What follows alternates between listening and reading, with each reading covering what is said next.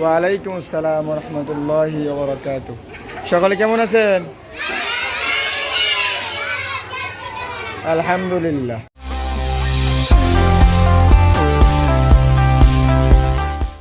নামাজের ওয়াজিব ১৪টি, আলহামদু শরীফ পুরা পড়া, আলহামদুর সঙ্গে সূরা মিলান, রুকু সিজদায় দেরি করা, রুকু হইতে সোজা হইয়া খাড়া হইয়া দেরি করা, দরমিয়ানি বৈঠক, দোনো বৈঠকে আত্তাহিয়াতু পড়া, আবার বলেন দরমিয়ানি বৈঠক, দোনো বৈঠকে দোনো বৈঠকে আত্তাহিয়াতু পড়া, ইমামের জন্য কেরা আস্তে এবং জোরে পড়া।